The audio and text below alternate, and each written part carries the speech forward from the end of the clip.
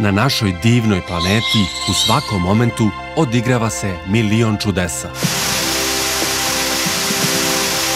Putujući, otkrićemo magične predele, upoznaćemo drugačije običaje i kulture, bit ćemo zadivljeni pred neverovatnim biljnim i životinjskim vrstama.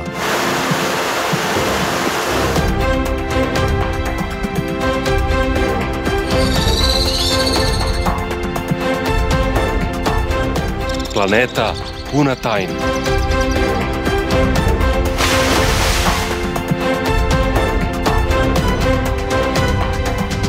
Putopisni serijal koji osvetljava skrivene lepote planete Zemlje.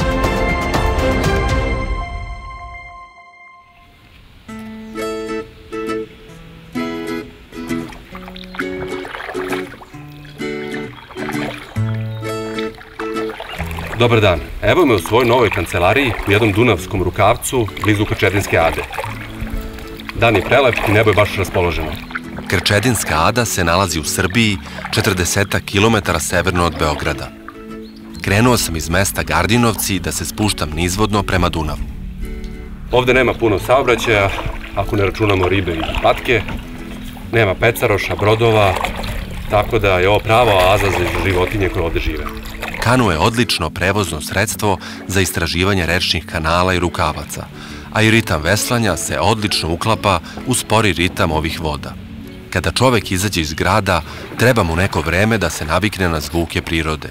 U gradu su nam uši neprestano izložene zvucima saobraćaja, televizora i mobilnih telefona. A kada dospemo u prirodu, prosto smo u čudu kako su zvuci umirujući i kako se sva čula izoštravaju. Eto, na primer, ja sam odmah čuo, a potom i video, zastrašujuća stvorenja koja se šunjaju kroz šiblje i preteći gledaju moj kano. Ipak, ispostavilo se da to nisu opasni predatori, već svinje koje se ovde slobodno kreću i hrane. Ko se stalno sunča, a nikada ne izgori? Pa naravno, oblaci. Vidite kako su se oni tamo lepo ugojili od svežeg vazduha i sunca, liče na šnenokle. Nema pouzdanijeg prevoznog sredstva od onog na ljudski pogon. Motor može da se pokvari i zakaže, ali čovek i veslo nikada. Lepo je voziti se putevima na kojima nema ograničenja brzine, mada nisam siguran da sa jednim veslom mogu da ugrozim saobraćaj i prekoračim brzinu. Ova atmosfera me podsjeća na onu pesmu Svašta se rodi u mutnoj vodi, lukava mrena i glupavi smo.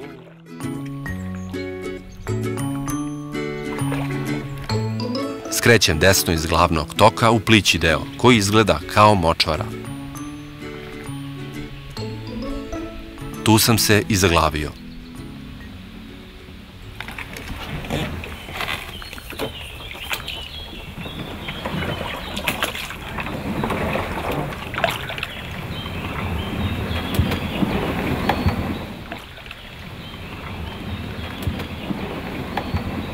Dunav je u proteklom periodu narastao, izlio se na okolna polja i napravio scenografiju kao za neki film o džunglama Amazona.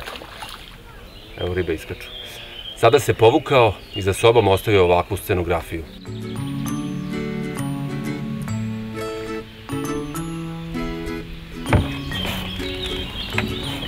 Ovo je skoro kao Amazon, samo što ovde ne žive pirane i kajmani, već neke miroljubive ribe. Ovde su jedini predatori komarci.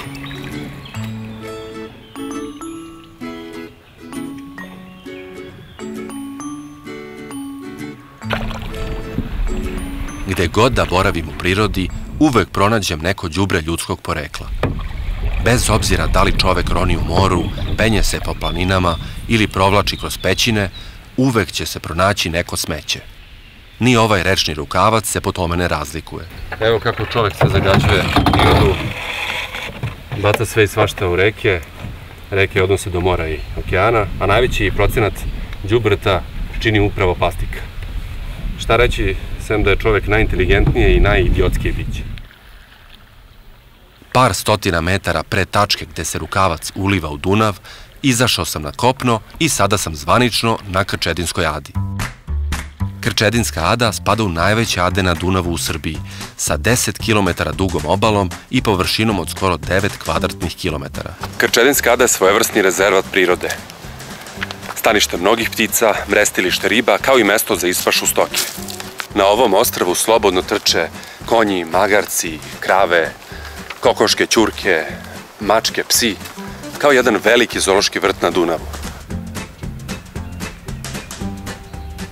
Čim sam izašao iz šumovitog pojasa, odmah sam naleteo na životinje koje slobodno uživaju u letnjem suncu. Nekoliko teladi, kao u nekoj bajci, leže ispod drveta i maštaju. Osetile su čim sam im se približio, pa su pobegle za svojim snovima.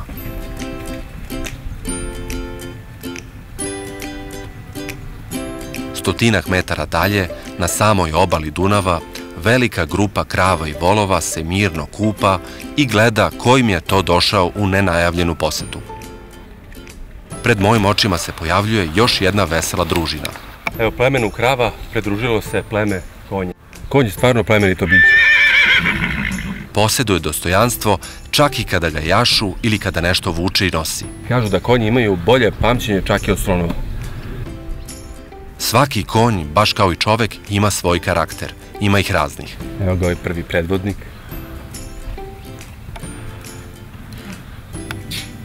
A mama, pa ždrebe.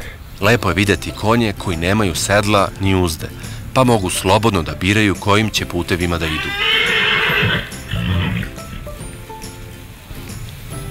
Povorka prolazi, a na kraju povorke konja jedan beli magarac. Evo ovaj na kraju, na začelju. Ćao!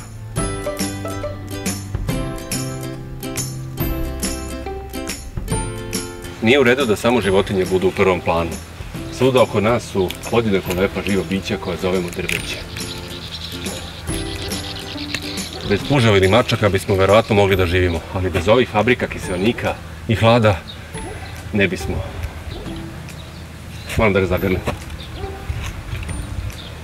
Kako je lepo. Iako se ne pomera, znam da mu je drago što ga volim. I dok sam ja ljubio drvo, iz žbuna se pojavila jedna neobična persona. Podolsko govedo. Ogromna pojava sa ogromnim rogovima. Podolsko goveče je glavom i bradom. I rogovima.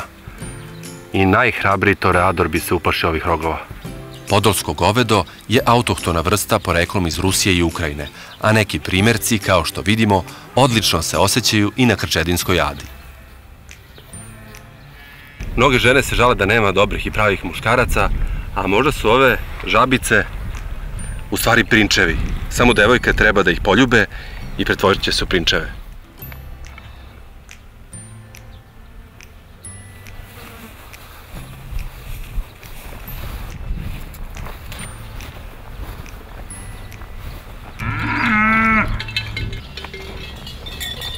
Prolazim pored jedne porodice i nailazim na konje, magarce, svinje i kokoške kako zajedno provode vreme. Lepo je videti kako različite životinje umeju da zajedno i u miru žive svoje dane. Pitam se kako se uopšte desi da se neko rodi kao čovek, neko kao leptir, svinja ili drvo. Neki kažu da postoji reinkarnacija, pa smo u jednom životu komarac, u drugom se rodimo kao slon, a u trećem budemo čovek. Možda bi bilo dobro verovati u to, jer bismo onda sigurno poštovali sva živa bića, bez obzira u kom su trenutno obliku. Nastavljam dalje i nailazim na svinje koje na razne načine uživaju u današnjem danu.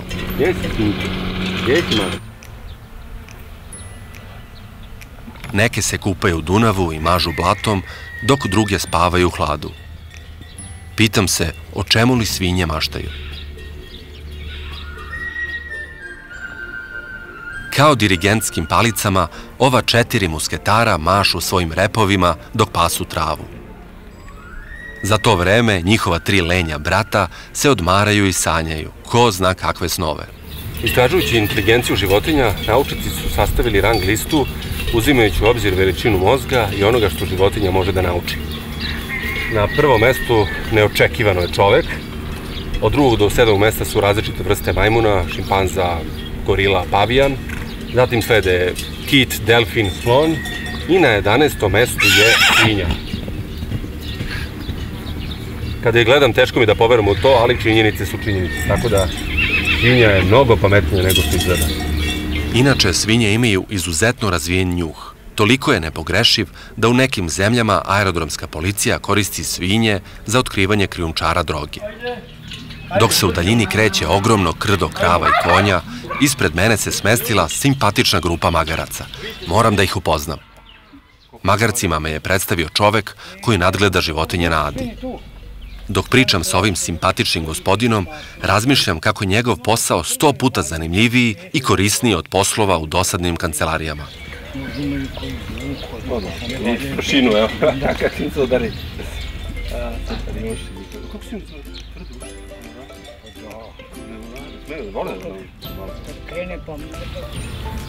Svaki put kad vidim magarca, pomislim koliko sam ja puta u životu ispao magarac.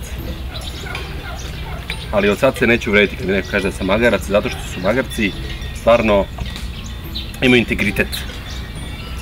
Kad nešto hoće, hoće i kad neće, neće. I uporni su. Gledam njihova lica i uviđam koliko se svako razlikuje. Svako ima svoj izraz, svoju priču i ko zna, možda svoju životnu filozofiju. U svakom slučaju, magarci se ne razlikuju mnogo od ljudi, sem što imaju više integriteta. Doduše, umeju da se uvrede, pa sam svojim neopreznim pitanjem strašno uvredio jednog koji je demonstrativno otišao. Kad si ti kupao posljednji put, a? A? Pa to mi je ruka, nemoj mi jedeš ruku, si normalno. A onda sam ugledao jednog pravog usamljenika. Belo magare stoji samo, izdvojeno iz gomile, pored isto tako belih vrata, kao da je poprimio njihovu boju. Izgleda usamljeno, ali ko zna, možda mu to i prija. Mazim ga i razmišljam kako je verovatno pametniji od drugih, pa je zato sam. Sigurno je u sebi pronašao mudrog sagovornika, pa razmišlja po ceo dan. A dok neko razmišlja, drugi rade neke druge stvari. Ali za te stvari je potrebno da se oboje slože. Ovo nije bio taj slučaj, pa je udvarač oteran. Imamo jednog pevača koji je krenuo sa svojom pesmom i onda neočekivano stao kao da je zaboravio tekst i gde je krenuo.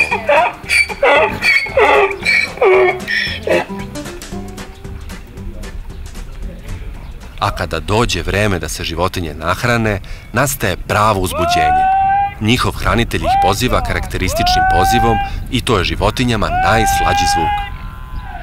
Veselo trče ka hrani i raduju se ukusnom obroku.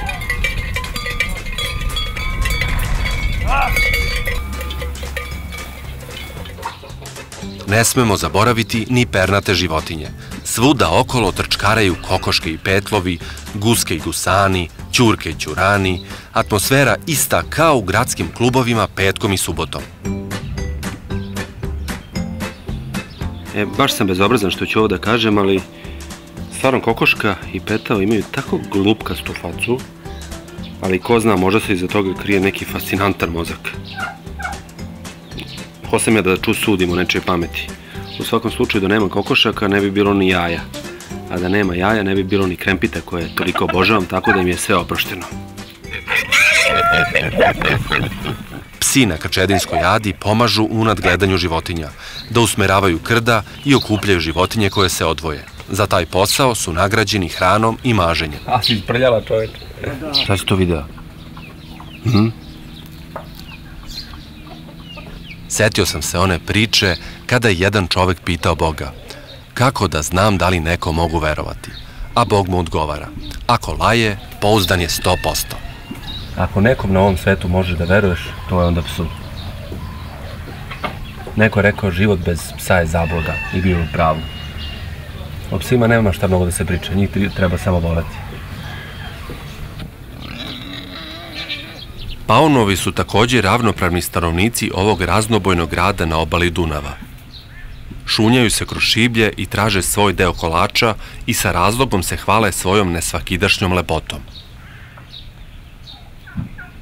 Da bi se poraslo, mora i da se jede, a ima li bolje i zdravije hrane od majčinog mleka? Mala Gica sisa mleko i uživa u zaštiti svoje majke.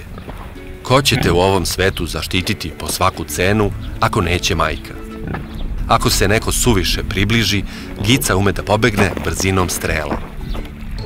Ima li lepše zabave za svinje od kupanja u reci i blatu? Dok mama leškari u vodi, Mališa istražuje svet. Ne žive samo velike životinje na Krčedinskoj Adi. Postoje oni koje ne vidimo, a koji uvek vredno rade i pripremaju se za teške dane. Uvek užurbani i aktivni. Među njima nema lenčuga. Nema mnogo priče, gledaju se samo rezultati. Ima i onih koji su nešto usporeniji, ali to ne znači da ne rade svoj posao onako kako treba. Kada ti je kuća na leđima, onda mnogo toga možeš da uradiš od kuće. Ne moraš da ideš na posao. Postoji oni treći koji se uopšte ne kreću, ali uprkos tome vode intenzivan društveni život. Grupa malih pečuraka koje rastu među travom. Iako mi to ne čujemo, one sve vreme pričaju o veoma zanimljivim i aktuelnim temama. Krčedinska Ada je svet u malom. Svuda oko mene su životinje koje zajedno spavaju, šetaju, igraju se i hrane. Ovde nije važno koje si boje, oblika, koliko imaš nogu, koje si rase ili vrste. Ovde važi jedan moto. Živi, jedi i spavaj i pusti druge da to rade. To je prava demokratija. Gledam ove životinje i razmišljam koliko je narod sa ovih prostora oduvek jako voleo životinje i bio za njih vezan. A to se najbolje ogleda u tome koliko u svakodnevnom govoru naš čovek pominje životinje, pokazujući koliko je za njih vezan. Za neko kažemo tvrdoglav kao magarac ili konjino matora, volino lenja, ćurko jedna, kokoško jedna, stoko jedna. Ili dovoljno reći životinjo. Doduše ima i nekih pozitivnih izreka, poput vredan je kao pčelica ili kao mrav, peva kao slavuj. Uspeli smo čak i biljke da uguramo u naše izreke, na primer, idi u peršun, idi u tri lepe šargarepe, obrosi bostan, evo ti šipak. U stvari time pokazujemo koliko smo u stvari mi prirodni ljudi.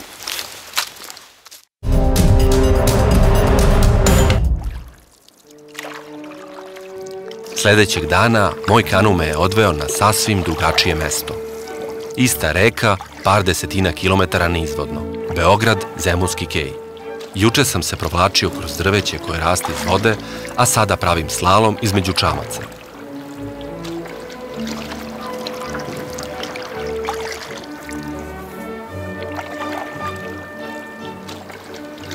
Čudno kako reci nikada ne dosadi da teče u istom smeru. Mogao bi Dunav da se zainati, okrene i da krene iz Crnog mora ka Nemačkoj. Prošao sam Zemunski kej i sada veslam duž velikog ratnog ostrva. Ratno ostrvo je nisko, uglavnom peščano i pokriveno travnatim površinama i visokim rastinjem. Ostrvo je dobilo svoje ime kao važna strateška tačka za napad ili odbranu Beograda. Razne vojske su prilikom osvajanja Beograda koristile ratno ostrvo kao mesto sa kojeg su napadale Kalemegdansku tvrđavu. Iskrcavam se na veliko ratno ostrvo i dobrodošlicu nam žele hiljade žaba koji su očigledno članovi žabljeg hora. Na samo 1 kilometar od centra Beograda leži prava mala divljina koja je stanište mnogih životinja, posebno ptica. Ovo je stanište preko 100 vrsta ptica, tako da neću dugo ostajati, da im ne smetam.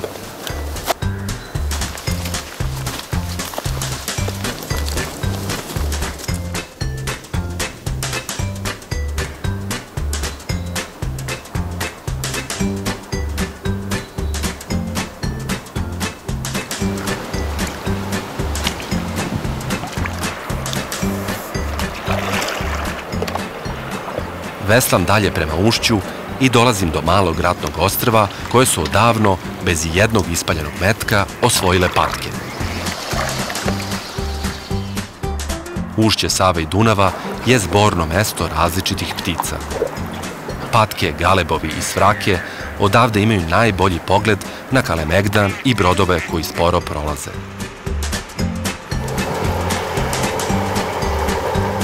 Život na reci nesumnjivo ima poseban šmek. Svašta ovde može da se vidi i nauči. Svako ima neki svoj stil i način provođenja vremena. Neko juri lopticu, a neko žabe. Patka pliva ovako, a zmija ovako.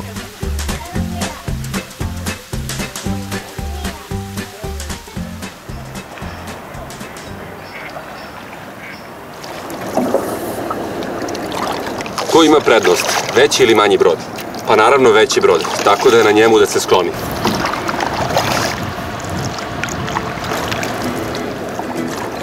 Ajmo da se trkamo. Ko je brži?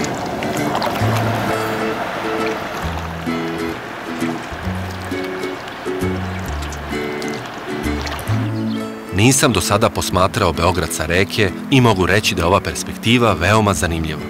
Sa reke čitav ovaj potez izgleda pitomiji.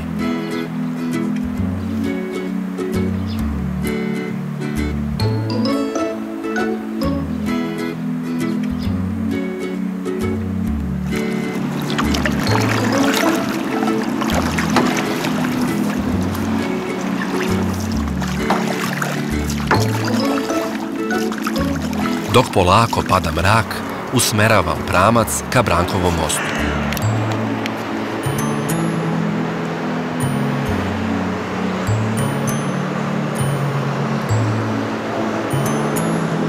Upalila su se ukrasna svetla i sada ovaj stari most izgleda još lepše.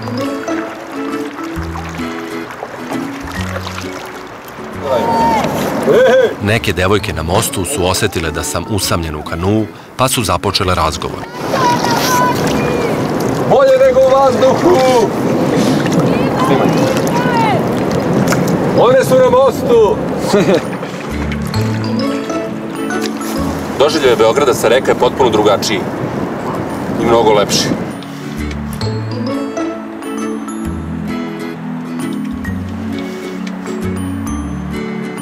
Milion puta sam prešao preko ovog mosta, a ovo mi je prvi put da ću proći ispod. I to u kanuu.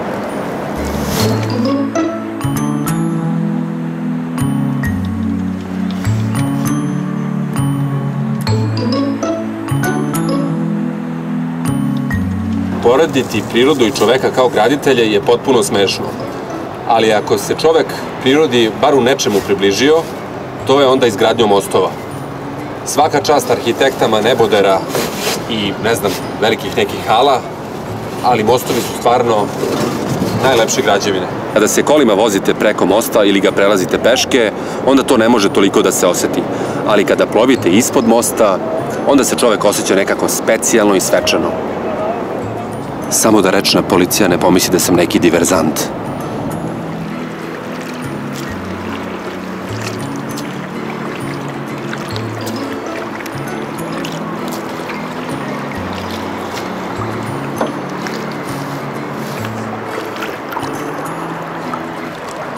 Dok Brankov most ostaje da svetli, ja polako veslam prema ušću.